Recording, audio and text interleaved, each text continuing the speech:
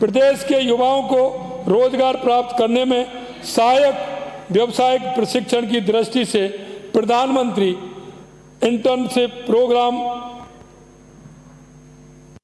अथवा national apprenticeship programme करने पर बेरोजगारी भत्ते के स्थान पर युवाओं को 6,000 रुपये प्रति माह स्थायी फंड का विकल्प दिए जाने की भी घोषणा करता हूं।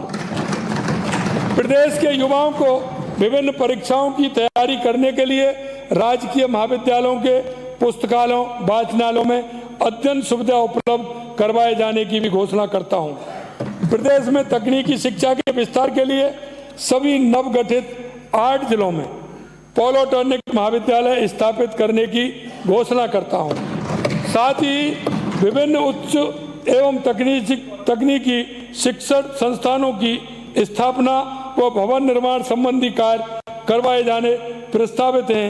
इन कार्यों का विवरण सदन के पटल पर प्रस्तुत कर रहा हूं।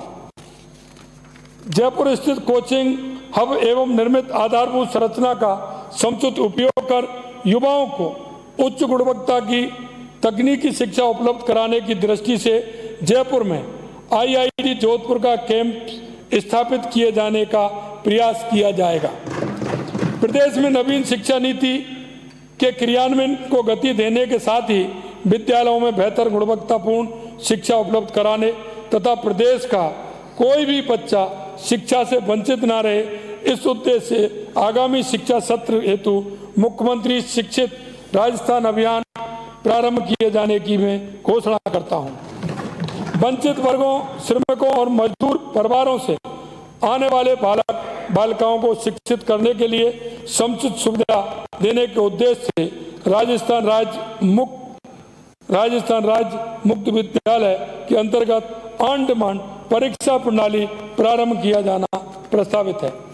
आदर्श वेद आवासीय विद्यालय रेवासा सीकर की तर्ज पर तरातरा मठ गोमरख धाम बाड़मेर में भी आदर्श वेद विद्यालय की स्थापना की जानी प्रस्तावित है। साथ ही राजसमंद में निष्कर्मणीय पशुपालक आवासीय विद्यालय खोला जाएगा। प्रदेश के युवाओं को खेल संबंधी समस्त आवश्यक सुविधाएं प्रदान किए जाने की दिशा में हमारे द्वारा कई कदम उठाए जा रहे हैं। इन कार्यों को और अधिक गति देने की दृष्टि से खेल निदेशालय की स्थापना किए जाने की घोषणा करता हूं। भीलवाड़ा में multipurpose sports complex, Shri Ganganagar में साइकिल ट्रैक तथा कुमेर डीग में केसोरा पाटन बूंदी में खेल स्टेडियम का निर्माण कराया जाएगा। चिकित्सा एवं स्वास्थ्य थैलेसीमिया रोग से पीड़ित बच्चों के उपचार हेतु अत्याधुनिक सुविधाएं युक्त डेडिकेटेड थैलेसीमिया सेंटर की स्थापना Rajasthan institute of medical science के अध्ययन के अधीन की जाएगी। साथ ही थैलेसीमिया की रोकथाम हेतु बचाव एवं नियंत्रण कार्यक्रम चलाया जाना प्रस्तावित है। प्रदेश में अति गंभीर कुपोषित बच्चों की समस्या को के निदान के लिए आंगनवाड़ी केंद्रों में ऐसे बच्चों को दिए जाने वाले पोषण में दूध की मात्रा 15 ग्राम से बढ़ाकर 25 ग्राम प्रति पैकेट दिए जाने की घोषणा करता हूं। इसके अतिरिक्त 8 मेडिकल कॉलेज चिकित्सालयों में संपूर्ण स्तनपान प्रबंधन केंद्र एवं 11 अन्य चिकित्सालयों में स्तनपान प्रबंधन इकाई की स्थापना की जानी प्रस्तावित है। आम जन को पर्याप्त मात्रा में आयुर्वेद एवं होम्योपैथिक औषधियां उपलब्ध कराने के लिए आगामी वर्ष 30 करोड़ रुपए की राशि का अतिरिक्त प्रावधान किया जाना प्रस्तावित है। प्रदेश में चिकित्सा सुविधा के उन्नयन के लिए चिकित्सा संस्थानों की स्थापना, उन्नयन, भवन निर्माण व मेंटेनेंस संबंधी विभिन्न कार्य कराए जाएंगे। इनका विवरण मैं सदन की पटल पर प्रस्तुत कर रहा हूं। माननीय अध्यक्ष जी, गरीबी मुक्त राजस्थान की परिकल्पना साकार करने हेतु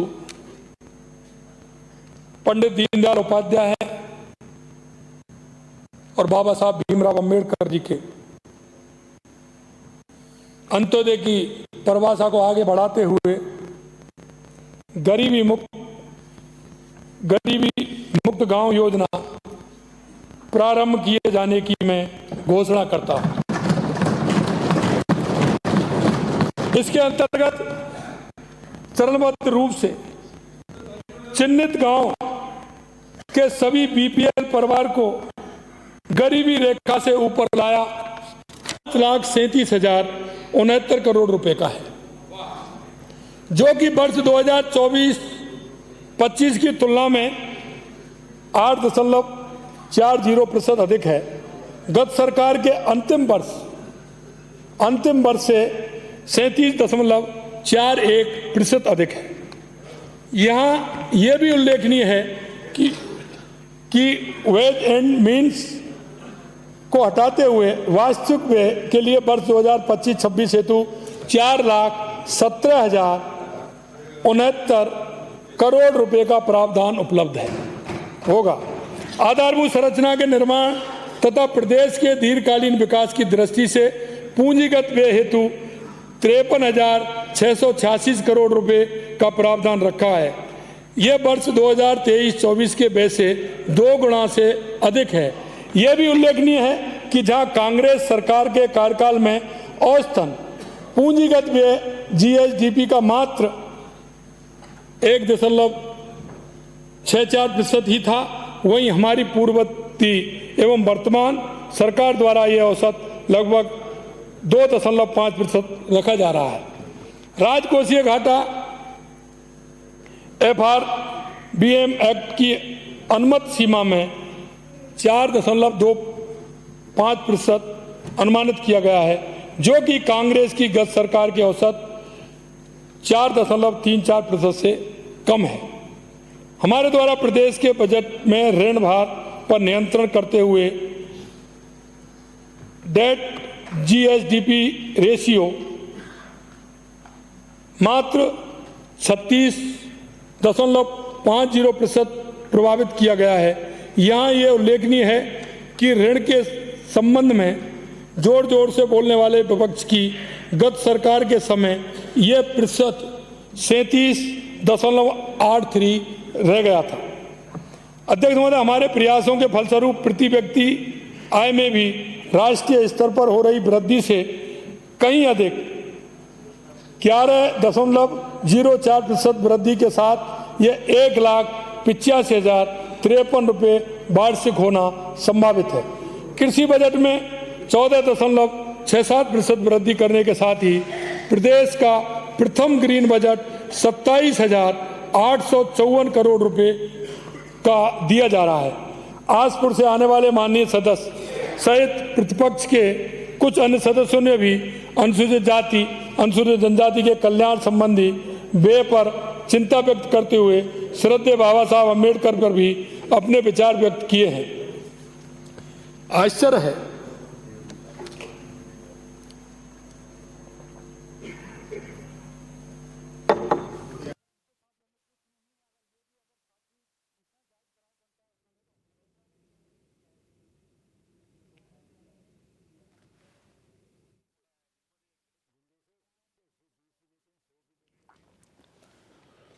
तो मुख्यमंत्री भजनलाल शर्मा को सुन रहे हैं आप, विधानसभा के अंदर संबोधन दे रहे हैं। सीएम भजनलाल शर्मा इस सत्र में हुए तमाम सवालों का जवाब दे रहे हैं। सदन में एप्रोप्रिएशन बिल पर दरअसल मुख्यमंत्री का जवाब आप सुन रहे थे। प्रदेश की खुशहाली उनकी प्राथमिकता है, उन्होंने बताया। साथ ही साथ अपना विजन भी उन्होंने बताया है और बताया कि किस तरीके से राजस्थान के विकास में वो काम करेंगे। माननीय अध्यक्ष जी, यही नहीं माननीय अध्यक्ष जी, उनको टिकट भी नहीं दिया और चुनाव में भी हराने की पूरी तरह से करके उनको चुनाव में हराया गया था, ये नहीं भूले। वहीं दूसरी ओर उनके अमूल्य योगदान को याद करते हुए हमारी केंद्र की सरकार ने उन्हें भारत रत्न से अलंकृत करने का निर्णय लिया। प्रदेश में भी SC/ST कल्याण हेतु हमारे द्वारा जिनकी जनसंख्या के अनुपात में क्रमशः 44,230 करोड़ रुपए, 33,983 करोड़ रुपए व्यय किए जा रहे हैं। साथ ही SC/ST फंड के अंतर्गत भी संपूर्ण राशि की स्वीकृतियां जारी कर आगामी वर्ष के लिए फंड में वृद्धि की जाकर 1,750 करोड़ रुपए और 1,750 करोड़ रुपए प्रावधान किए गए हैं। दोनों में 1,750 करोड़ रुपए का प्रावधान किया है। माननीय अध्यक्ष जी, बजट में हमारे द्वारा जहां एक और कोई भी अतिरिक्त कर नहीं लगाया गया, वह आमजन को राहत दी गई, वहीं ईज ऑफ डूइंग बिजनेस के लिए विभिन्न कदम उठाए गए। इस प्रकार जनहित में हमने एक तीर से दो लक्ष्य साधने का कार्य किया है।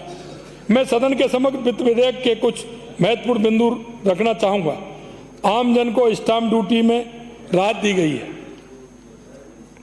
उद्यमियों तथा आमजन के लिए विभिन्न अधिनियमों के अंतर्गत MNST योजना लाई गई है। नवीन वैट अधिनियम प्रस्तावित कर उद्यमियों तथा निवेशकों को सहूलियत प्रदान करने के साथ ही टैक्स एफिशिएंसी भी बढ़ाने का कार्य किया है। हमारे द्वारा किए गए एफिशिएंट रेवेन्यू मोबिलाइजेशन के परिणाम स्वरूप राज्य की स्वयं की राजस्व प्राप्तियां कर एवं गैर कर राजस्व वर्ष 2023-24 की तुलना में वर्ष 2025-26 में 50% वृद्धि के साथ 1,69,627 करोड़ रुपए होनी अनुमानित है तथा माननीय प्रधानमंत्री जी की प्रेरणा से प्रदेश में भी दंड व्यवस्था के साथ न्याय व्यवस्था की स्थापना हेतु नियमों व कानूनों में क्रिमिनलाइज करने बाबत प्रस्ताव रखे गए हैं। माननीय अध्यक्ष महोदय, प्रतिपक्ष के नेता ने मेरे सरपंचों के सम्मेलन में भाग लेने के संबंध पर टिप्पणी करते हुए कहा था कि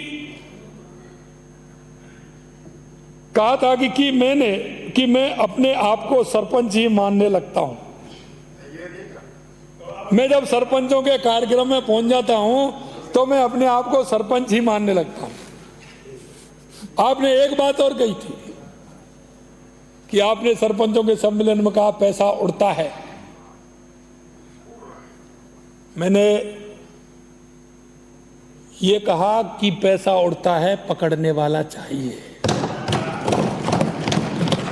मैं आपको यही बात कहना चाहता हूं। आज भी आपके पास योजनाएं, कार्यक्रम हैं, नीति है। आज भी मैं कह सकता हूं कि पैसा उड़ रहा है, पकड़ने वाला चाहिए। और इसी पकड़ने में हम राजस्थान की जनता को जो विश्वास दिलाया है, देश के यशस्वी प्रधानमंत्री नरेंद्र मोदी जी के नेतृत्व में, उनको सपना पूरा करने के लिए पूरी तरह से तैयार है और वो हम कर रहे हैं।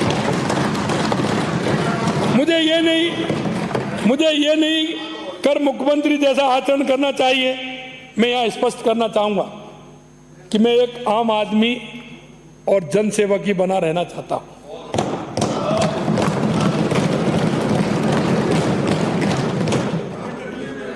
सभी की प्रेरणा स्रोत श्रीमद् भागवत गीता के 3 अध्याय के 19वें श्लोक का मैं स्मरण करना चाहूंगा।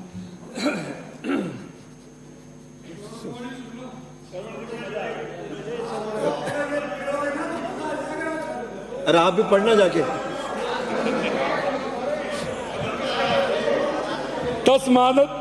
तस्मात् सक्तम सतत कार्य कर्म समाचार असक्तो है आर्यन कर्म परमानोति पुरुष है। अर्थात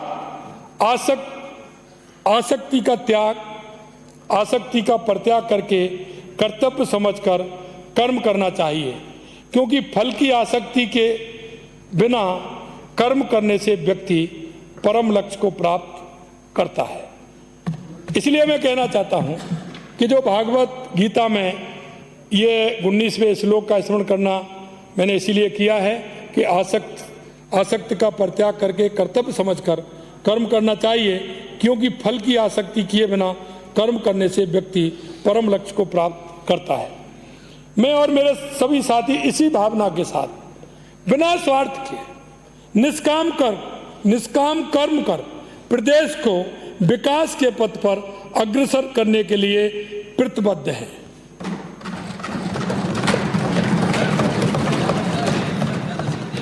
माननीय अध्यक्ष जी, अब मैं कुछ इसी का इंतजार कर रहे हैं।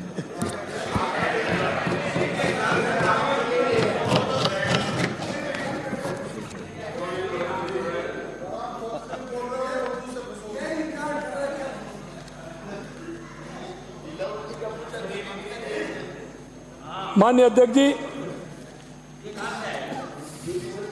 हमारे द्वारा बजट तथा बजट पर हुई चर्चा के अवसर पर की गई घोषणाओं की निरंतरता अब मैं जन आकांक्षाओं को ध्यान में रखते हुए कुछ और घोषणाएं सदन में करना चाहूंगा।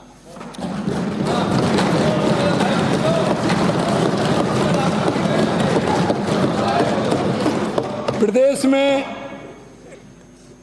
में ग्रीष्म ऋतु में आमजन को आसानी से पेयजल उपलब्ध करवाने के लिए हमारे द्वारा 19 फरवरी 2025 को प्रस्तुत किए गए बजट में हमने 1500 हैंडपंप लगाए जाने की घोषणा की थी। इसी कड़ी में विभिन्न स्थानों की आवश्यकता के आंकलन की दृष्टिगत अब मैं इस संख्या को बढ़ाते हुए आगामी वर्ष 2500 हैंडपंप लगाए जाने की घोषणा करता हूँ। साथ ही पहले 1500 थी, अब 2500 है। साथ ही प्रदेश के किसी भी क्षेत्र में उत्पन्न पेयजल संबंधी समस्या का तत्काल निराकरण हो सके, इस हेतु प्रत्येक जिला कलेक्टर को समर कंटीजेंसी के अंतर्गत 1 करोड़ रुपए का अनटाइड फंड भी उपलब्ध कराए जाने का प्रस्तावित करता हूँ। प्रदेश के विभिन्न क्षेत्रों में पेयजल उपलब्ध करवाए जाने के लिए 70 करोड़ रुपए से अधिक के कार्य करवाए जाने की घोषणा करता हूं। इन कार्यों की सूची मैं सदन के पटल पर प्रस्तुत कर रहा हूं। माननीय अध्यक्ष जी, राज्य में विद्युत प्रसारण के सुदृढ़ीकरण हेतु विभिन्न क्षमताओं के जीएसएस स्थापित किए जाएंगे। इन जीएसएस की सूची भी सदन के पटल पर प्रस्तुत कर रहा हूं। प्रदेश में सड़कों की स्थिति में सुधार हेतु हमने 19 फरवरी 2025 को बजट प्रस्तुत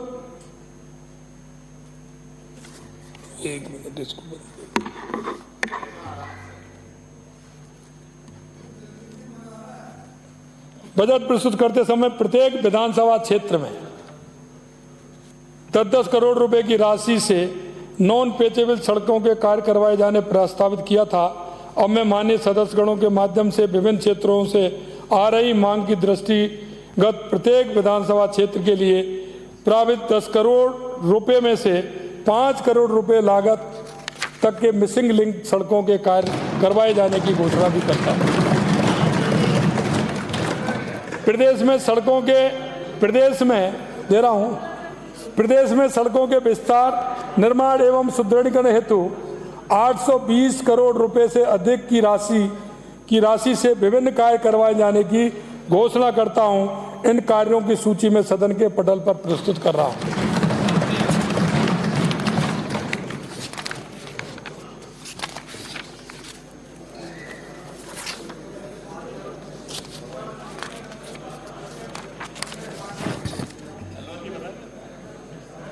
माननीय अध्यक्ष जी, हमारे द्वारा 3 प्रमुख हाईवे पर 0 एक्सीडेंट जोन बनाए जाने की घोषणा की गई थी।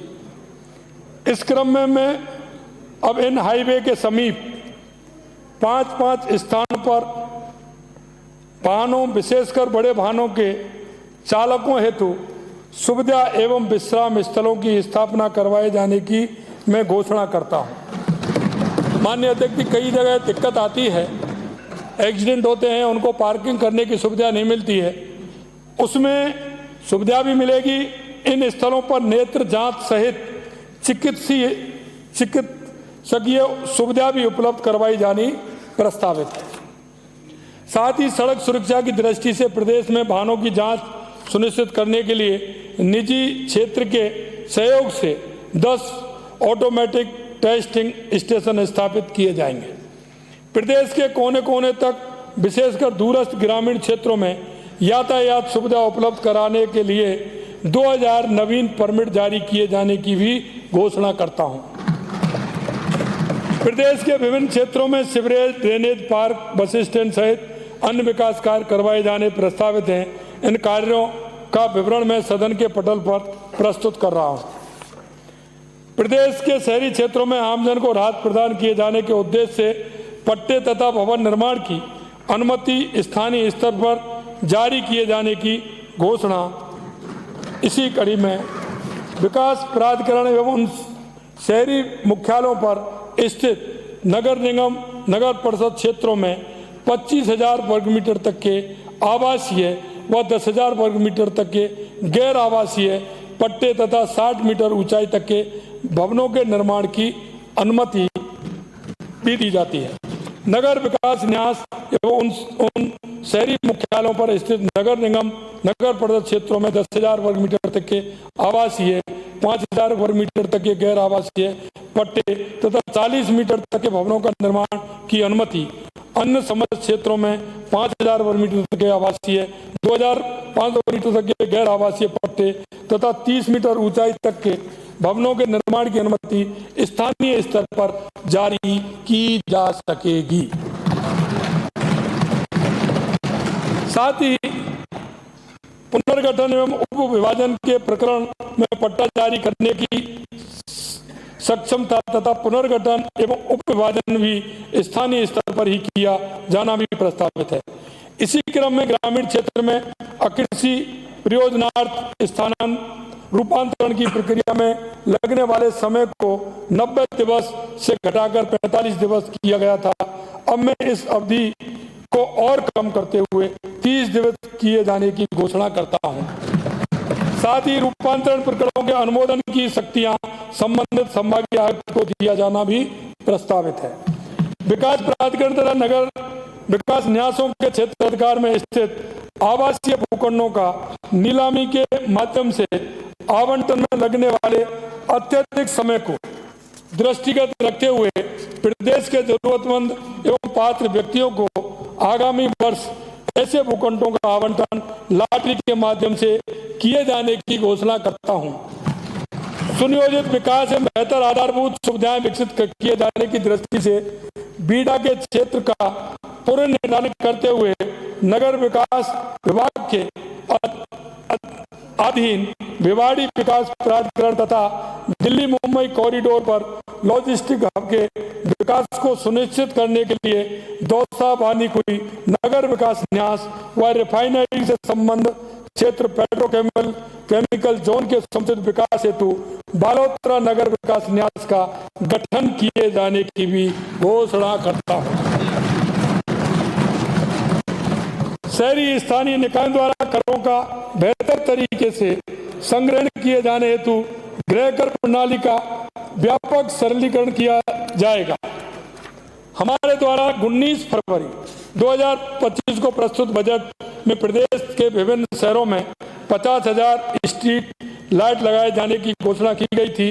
जनप्रतिनिधियों के माध्यम से प्राप्त मांग आवश्यकता के मद्देनजर में इस संख्या को बढ़ाते हुए 1 लाख स्ट्रीट लाइट लगाए जाने की घोषणा करता हूं। प्रदेश में निवेश को आकर्षित करने के लिए ईज ऑफ डूइंग बिजनेस की दिशा में एक और कदम बढ़ाते हुए आमजन को राहत देने की दृष्टि से प्रथम चरण में प्रत्येक जिला मुख्यालय के साथ ही चयनित उप पंजीयन कार्यालय सब रजिस्ट्रार ऑफिस का समय सप्ताह में 2 दिन, क्योंकि कई लोग सरकारी महकमे में भी होते हैं, उनको परेशानी होती है, 2 दिन सोमवार एवं शुक्रवार को बढ़ाकर प्रातः 8 बजे से साय 8 बजे तक किए जाने की घोषणा करता हूं, जैसे ऐसे लोगों को छुट्टी नहीं लेनी पड़े और वो अपना काम सुबह और शाम में करा लें। उद्यमियों को राहत उपलब्ध कराने के साथ ही पर्यावरण संरक्षण भी सुनिश्चित करने की दृष्टि से पर्यावरणीय नियमों की पालना करने वाले उद्योगों को प्रदूषण नियंत्रण मॉडल द्वारा ऑटो नवीनीकरण की सुविधा उपलब्ध करवाई जाना प्रस्तावित करता हूं।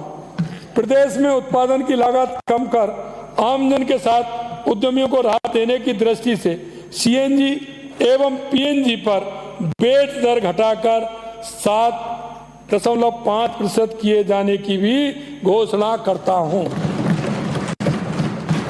साथ ही उद्यमियों को जीएसटी बेट एवं विद्युत शुल्क संबंधी विवरण एवं आवश्यक सभी communication integrated tax management system के माध्यम से उपलब्ध कराया जाना भी प्रस्तावित है। प्रदेश के विकास में प्रवासी राजस्थानियों की भागीदारी सुनिश्चित करने के लिए गुवाहाटी, भुवनेश्वर, रांची, पुणे, दिल्ली सहित Dubai, Munich, Riyadh, Tokyo, Singapore, Melbourne, Nairobi, Kampala एवं दोहा में राजस्थान फाउंडेशन के नए चैप्टर्स शुरू किए जाने प्रस्तावित हैं। प्रदेश के नवगठित जिलों ब्यावर, बालोतरा, डीडवाना, कुचामन, डीग, खैरथल, तिजारा, कोटपुतली, भैरोड, फलौदी तथा सलूमर में जिला खनिज फाउंडेशन ट्रस्ट डीएमएफटी की स्थापना की जाएगी। साथ ही औद्योगिक क्षेत्र आगेड़ा, डूंगर, जयपुर एवं जोधपुर, पाली, मारवाड़ इंडस्ट्री एरिया में विकास कार्य करवाए जाने प्रस्तावित हैं। राज्य के निवासियों में विशेष रूप से युवाओं का देश की वैभवशाली संस्कृति, विरासत तथा धार्मिक, सांस्कृतिक, ऐतिहासिक स्थलों से परिचय करवाने हेतु भारत एवं राजस्थान पहचान भ्रमण कार्यक्रम प्रारंभ करने की भी मैं घोषणा करता हूं। जैसा माननीय सदस्यों को विदित है कि वर्ष 1949 में नव संवत चैत्र शुक्ल प्रतिपदा रेवती नक्षत्र इंद्र योग के दिन लौह पुरुष सरदार पटेल द्वारा विभिन्न रियासतों को मिलाकर हुए बृहद राजस्थान की स्थापना की गई थी।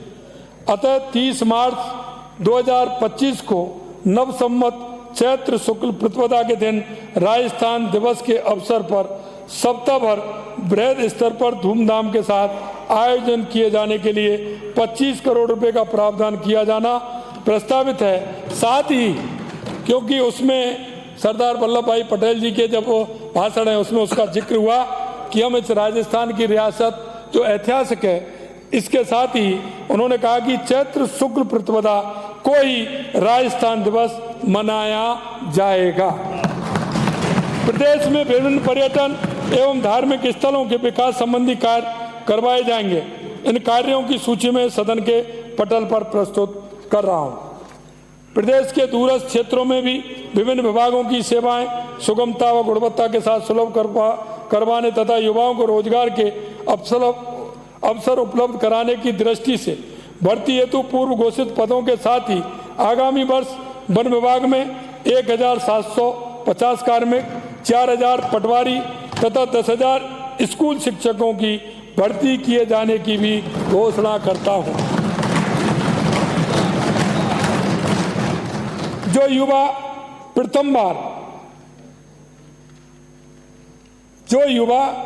प्रथम बार संगठित निजी क्षेत्र में नौकरी प्राप्त करते हैं, उनको प्रोत्साहन देने की दृष्टि से 50,000 रुपये तक मासिक वेतन प्राप्त करने वाले नवनियुक्त युवा को एक बारीय सहायता के रूप में 10,000 रुपये उपलब्ध कराने के लिए मुख्यमंत्री युवा रोजगार प्रोत्साहन योजना प्रारंभ करने की मैं घोषणा करता हूं।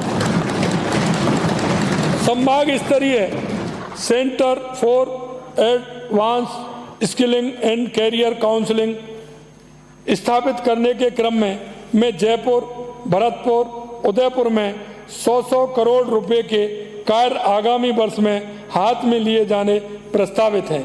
प्रदेश के